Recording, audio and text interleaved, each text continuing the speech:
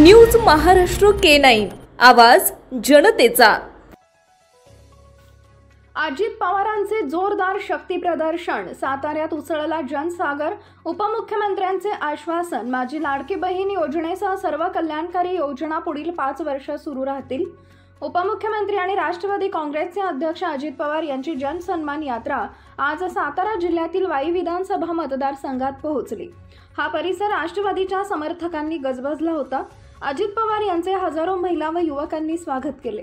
विधानसभा निवडणुकीच्या तोंडावर वाईतील यात्रेचे रूपांतर राष्ट्रवादीच्या जोरदार शक्ती प्रदर्शनाला झाले। वाई विधानसभा मतदारसंघातील विविध विकास कामांचं उद्घाटन आणि 500 कोटी रुपयांच्या प्रकल्पाचं भूमिपूजन उपमुख्यमंत्री अजित पवार यांच्या हस्ते करण्यात आले। यावेळी वाईचे आमदार मकरंद पाटील उपस्थित होते।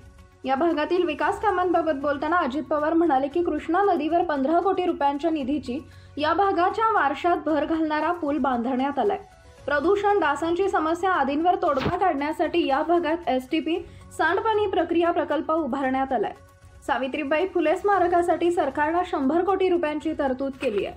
धर्मनिरपेक्ष विचारसरणी आणि घटनात्मक मूल्यांवरील विश्वासाचा पुनरुच्चार करताना अजित पवार म्हणाले की राष्ट्रवादी काँग्रेस प्रत्येक समाजासाठी काम करेल। आम्ही विविध समुदायांसाठी महामंडळ स्थापन केली आहेत असंही ते म्हणाले। महायुती सरकारची महत्त्वाकांक्षी योजना माझी लाडकी बहीण योजनेबाबत बोलताना अजित पवार म्हणाले की आम्ही या योजनेचा लाभ 2,22,12,729 महिलांना हस्तांतरित केलाय। विधानसभा निवडणुकीच्या तोंडावर अनेक नेते पक्षांतर करत आहेत। विरोधकांवर निशाणा साधत ते म्हणाले की लोक पक्ष बदलत आहेत। आमच्यासोबत 40 आमदार आहेत, पण आमच्या विरोधकांकडे 40 आमदार नाहीत म्हणून ते इतर पक्षातील लोकांना घेत आहेत। यावेळी बोलताना आमदार मकरंद पाटील यांनी महाबळेश्वरसाठी 100 कोटी, प्रतापगडसाठी 121 कोटी आणि काँक्रिटीकरण रस्त्यासाठी 300 कोटी रुपयांचा विकास निधी दिल्याबद्दल अजित पवार यांचे आभार मानले। आगामी विधानसभा निवडणुकीत मतदारांनी आपल्याला व पक्षाला पाठिंबा द्यावा असं आवाहन त्यांनी केलंय। बिग बॉस मराठी जिंकल्याबद्दल अजित पवार यांनी सूरज चव्हाण यांचे अभिनंदन केले।